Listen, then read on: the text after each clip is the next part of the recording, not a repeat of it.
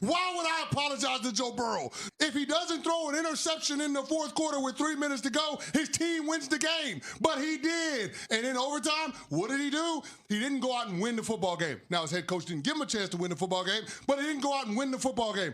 Taking the ball out of Burrow's hands after the Lamar fumble and just going run, run, run, don't worry, it's a 52-yard field goal outdoors, when the context of every single slant to Jamar Chase worked the entire game. So he claimed that he had a throw and Burrow audibled out of it. It's just trying. We're in field goal. We feel like we're in field goal range, and there is. We've thrown the ball in that situation before.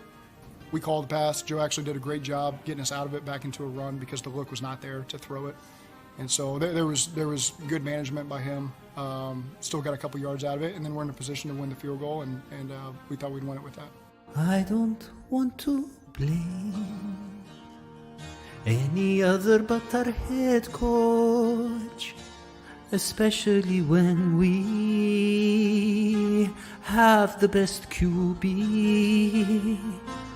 And Joe threw 5 touchdowns, and then his coach forbade him from throwing in OT.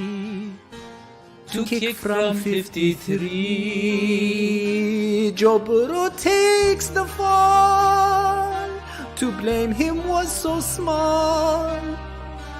I can't take any more.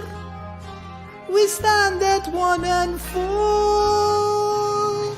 Bengals fans recall when Joe Burrow had no O-line. He found a way to thrive, and though he barely did survive, now he scores at will, but so do the opponents. Somehow it is all his fault. Parting Zach is the default. Joe Burrow takes the fall. To blame him was so small. Palmer told him not to come. Mike Brown's made us all look dumb. Joe Burrow takes the fall.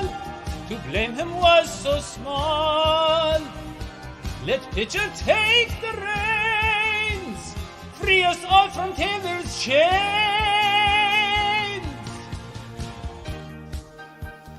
All right. Welcome to the #1 Bengals podcast. I'm your host, Daddy McDuke. I'm joined as always by John Double Brain Sheeran. It's not fair, dude. The team gets worse and your singing gets better. I don't like saying that, but I have John, to. the pain gets deeper. When the pain is deeper, the emotions come out. Right. It's like someone gets constantly heartbroken and then they just keep pulling that album after album. Yes. I get it. Yes. But John, I mean, look, Joe Burrow playing the best football he's ever played, playing as the best quarterback in the league, has one, yeah, you agree, and one of the best offensive lines in the league. He has his 2 star receivers. They are both healthy, playing great. And John, I mean, forget the defense. Defense, I don't even know what's going on with defense, personnel-wise, whatever. How, they blew that game against the division rival that would have got us right back into it, and we're 1-4. What do you mean forget the defense? That's the #1 problem. What I'm saying is, John, I'm saying the defense, there's nothing we can do about it personnel-wise. They're a mess. The secondary is a mess. The defensive line's a mess. That's beyond our control at this point in the season. But we can at least, be a smart, let our QB win the game. And so, everybody's kind of heartbroken after that loss. I don't know if it's like you can't put any more on Burrow's plate, and the fact that we as a program are continuing to give Chris Canty a spotlight is beyond ridiculous because he's got a shtick, and I guess you appreciate a good shtick that you commit to because he's John, definitely committing to it. No, these clips, they're automated. It's AI generated. Yeah. No, because when you have your quarterback saying to everyone that I have to be damn near perfect in order to win, and then he's damn near perfect, and they still don't win. Like, John, let's be honest. He was in that interception. Everybody knows wasn't. He was perfect. It was a perfect game. Sure, but it was still a mistake that the offense made after they scored 35, 38 points in a game that they should win with that amount of points. Like you can't put any more on Burrow. You can't put any more emphasis and pressure on him to be even better than he already is. He's good enough. Like it's all about if the defense can improve. Yeah. Well, John, here's the thing. Dr. Hoji, the electric smoji, he calls himself the hurricane whisperer, and he is actually in the eye of the hurricane right now, trying to calm it down. And that is why he can't be on the show. But we have a very special guest to help us, because this person, okay, is a native of Cincinnati. She is a pop culture commentator, a writer, and a host of the Snark Tank podcast, okay? And she also happens to be living in New York City right now, and we are going to play the New York City Giants. So, perfect guest. I've been trying to get her on the show for years now, and we finally have Miss Sophie Ross. Welcome to the show. That was such a nice intro, except Sophie. you got my podcast name wrong. It's Snark Bait, Yes. but Snark Oh. Tank is a great name also. Yeah, I thought it might be a snark attack. I wasn't sure because I don't. But look, here's the thing. John has a lot of a snark that he shares on the show. I think you two are going to get along swimmingly. But listen, Sophie, I got to get your take on what just happened as a longtime Bengals fan. Where are you? What is the snark approach to this game? Look, I'm pissed off. Yeah. I'm really pissed off. And I think what's frustrating about Zach Taylor making it to the Super Bowl in what year is it, 2022, 2021 season, Yeah. is that like now he has a lifetime contract. Like we're That's not true. like normal teams where like, you know, like look at the Jets. They just fired Robert Saleh. I don't Yes, know how to say yes. his name. But like why can't that be us? Why can't that ever be us? You know? Yeah. Like I think that's just what's frustrating is that clearly there needs to be a change, and just knowing there's not going to be one, even though like you said Joe Burrow is playing the best football of his career.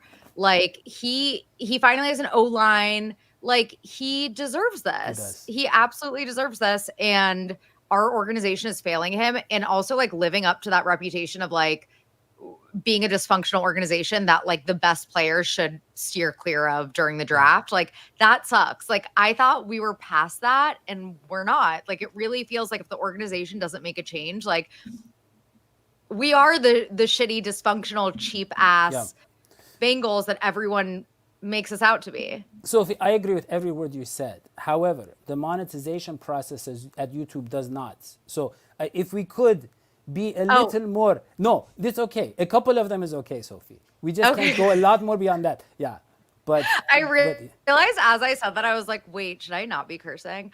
Also, by the way, if I look different than when I first signed on, I touched up my makeup in the waiting room. I saw that's why we sang for so long. We got Bethany back. I thought she was off tonight. Did you bring her back? Yes. Listen, here's the thing. Yes. Okay. Sophie, so look, you have lived in Cincinnati where people are sweet and nice and they don't fire their coaches, like you said. And Correct. now you are in New York City where they fire their coaches, you know, every few weeks, right? Do you think Cincinnati needs a little bit of that attitude, that big city kind of approach to get anywhere? Because look, the Giants have won, 4 Super Bowls in the last 30 years or so. And they've done it in such weird ways and so much upheaval, but they found a way to do it. The Bengals are similarly bad. They've had probably better players than the Giants in that span overall. Yep. But they just want to have the cutthroats. Yeah. Well, right. Probably that. I mean, it's just like it's a small town market versus the biggest city in the U.S. Yes. Like, it's just like they're totally different. Oops, did I lose you? No. We just won the solo shot. Yeah. Oh, solo shot. Oh my God. Yes, Hi. your time. Yeah. But yeah, I feel like it's just like it's a totally different market.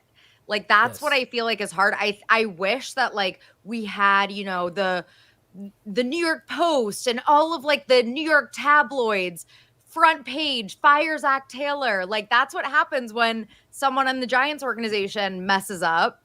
Yes. They will be calling for their heads on Yes. every newspaper in New York City. And it's just like Cincinnati's not like that. It's a smaller town. It's a smaller market. It's never going to be like a New York City team or a big city, big market team like the Dallas Cowboys, for instance. Like, it feels like there's less pressure because there are less fans, less people invested. It's always going to feel like less pressure. Like the hot seat will never be as hot. I think I got to push back here a little bit because I live in Cincinnati. It's Snark versus Snark. I cover the Bengals, and I wrote an article that the Bengals should cut Jackson Carman back in August, and then a week later, the Bengals cut Jackson Carman. I feel like we do have a little bit of pull here, but also I just wanted to bring up something because I feel like Carson Palmer was shown here, right? He was about like Joe Burrow shouldn't go to the Bengals. They're a dysfunctional team that will not commit to winning everything like that. And now Burrow is here. And he did more than Carson Palmer ever did in his 9-year career. I think, Sophie, that the Bengals respect Joe Burrow infinitely more than they ever respected Carson Palmer, and that is the one thing that could make them not give Zach Taylor a 16-year leash like they did with Marvin Lewis. You know what I'm saying? Like, I think Burrow has already done enough to the point where, like, they have a sense of, like, we cannot waste this guy's prime of his career if the coaching staff isn't quite working. Now, do you feel like there is at least some hope that Burrow is at least got that sort of influence that Carson Palmer never had? Oh, 1,000%. 1,000%. I think that the way that we look at Joe Burrow as fans, as a city, and also I imagine the organization, the way they look at him is that he is like literally our savior. He's the best thing to ever happen to us. Yeah. We're obsessed with him. He's perfect, amazing.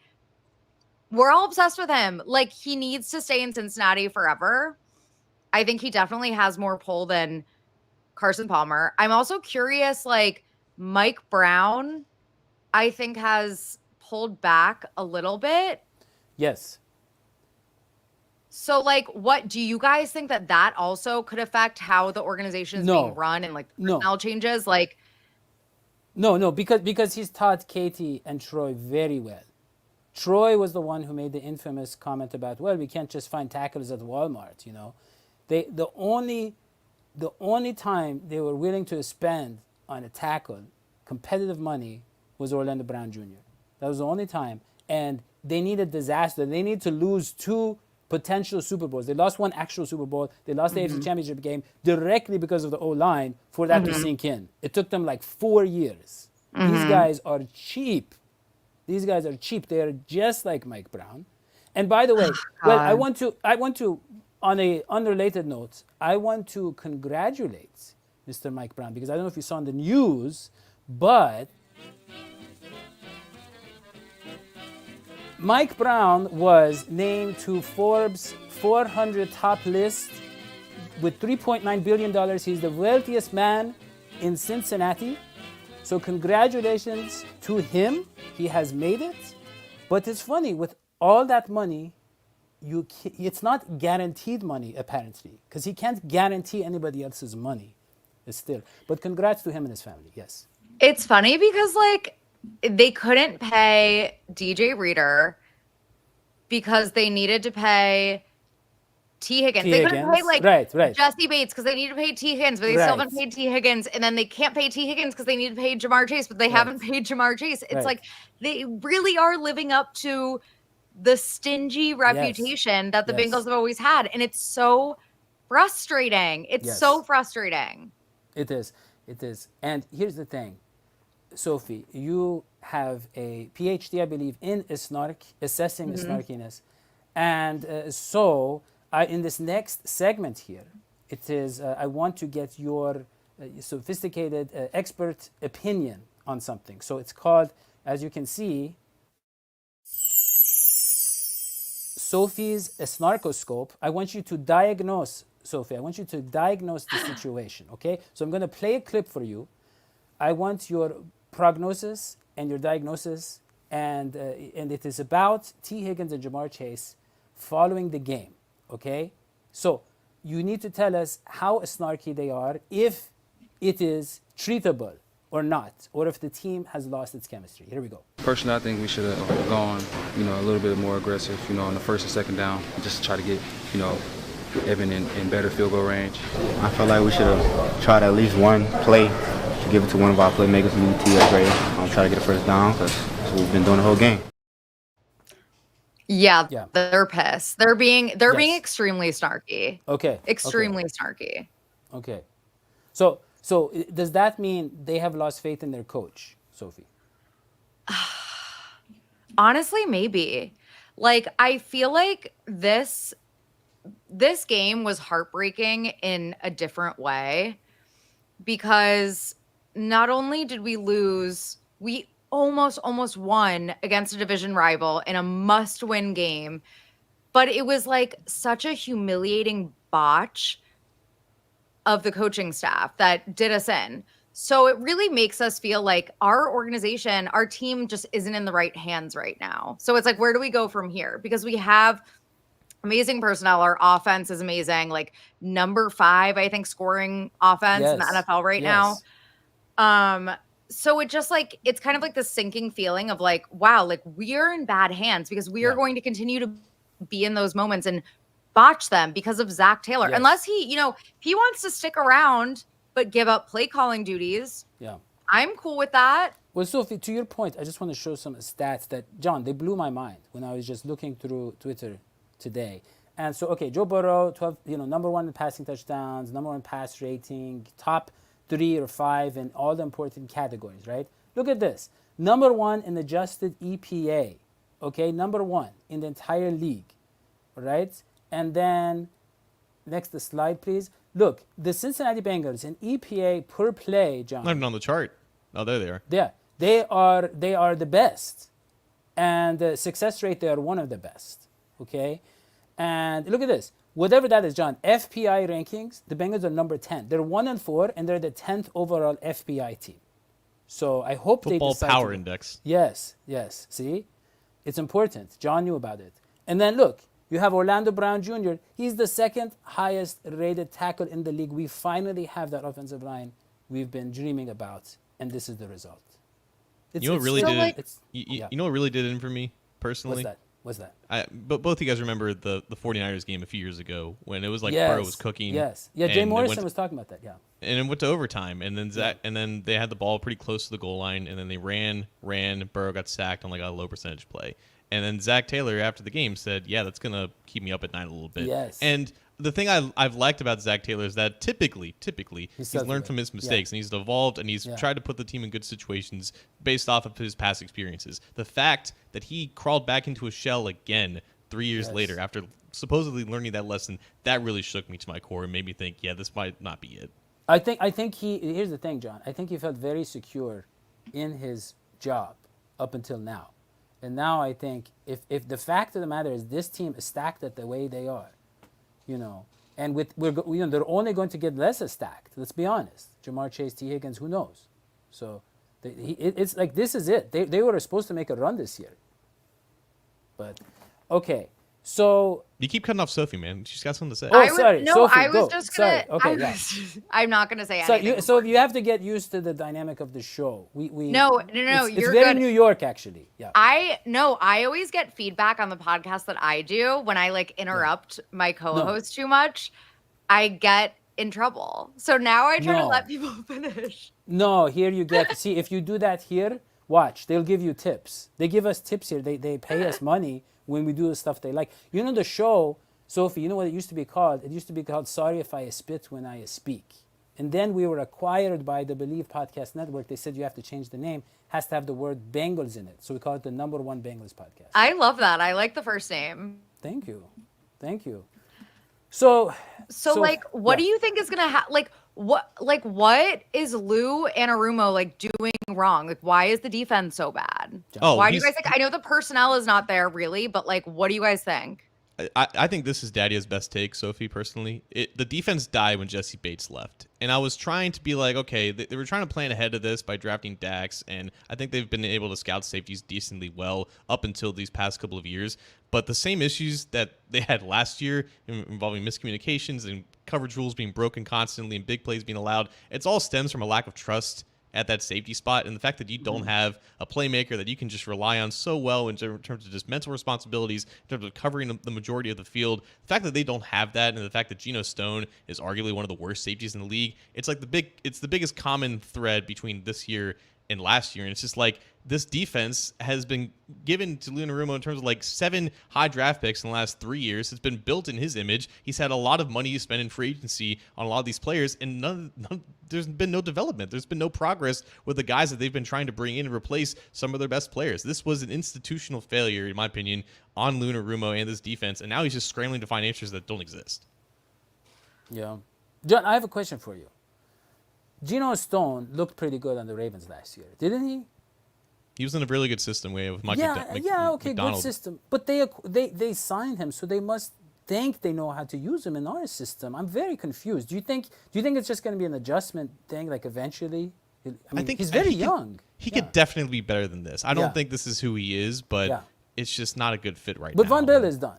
Von Bell has lost that explosiveness. He can't move anymore. Yeah. Really? Yeah. Oh my God, he's moving in quicksand. Yeah. Oh, so sad. It's so sad because Von Bell is such a Bengals icon because of that Juju hit. Yes. Like, it's so sad to think that he's actually like just done.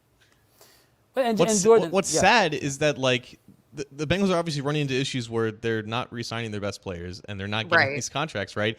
And the players that they do tend to bring back, they see why that they've kind of fallen into this idea of like, oh, we're scared of re-signing our guys in case they fall off a cliff while we're paying them more and whatnot. But they brought back Von Bell, who's now 30 and doesn't move like he does, and the players that they haven't re-signed, they've all went off and had really solid careers after they left. So like, it's just that's what I'm scared. That's what I'm scared that like Joe and Jamar will realize. Like, you look at like Sam Darnold, who like just needed a change of organization and now he's 5-0. It's like, I don't want our best players, especially Joe and Jamar, to be like, you know what? I actually can, do better at another organization, like a more functional organization. Like that's what I'm scared of, is that they'll actually just not be buying in anymore and they'll be just over it.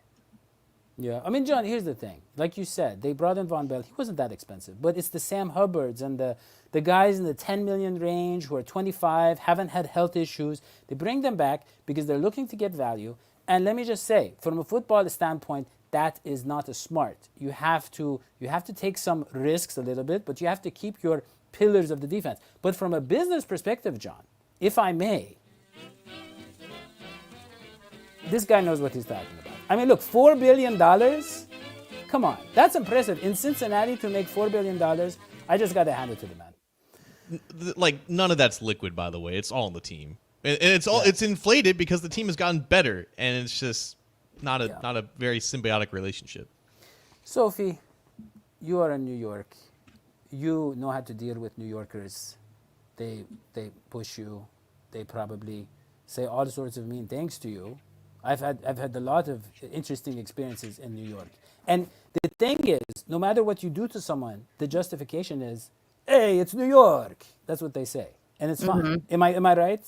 Yeah, they say, hey, I'm walking here. Yeah. They say that. And a lot of times they mean they're walking on you. Yeah. And that's the interesting part. Yeah. So Sophie, what is your predictions? Can the Bengals go in there?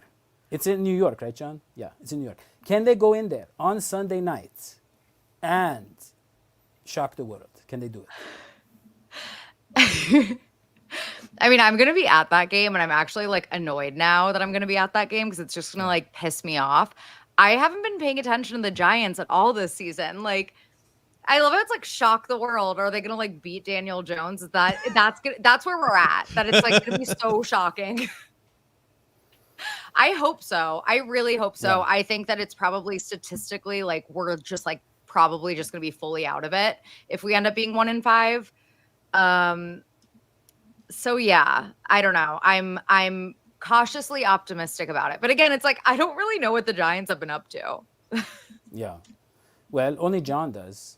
Yeah, John, tell us all about the Giants. Slowly getting better. Daniel Jones is creeping towards mediocrity after he's been just terrible for the majority of his career. And I feel like it's just been spamming Malik Neighbors, who is now I think already one of the most talented receivers in the league. He was by far, in my opinion, the best receiver in this draft class, a more dynamic player than Marvin Harrison Jr. But I think that's really been a missing piece to this offense. And I think, efficiency-wise from a passing standpoint, they've been getting better than when the season began.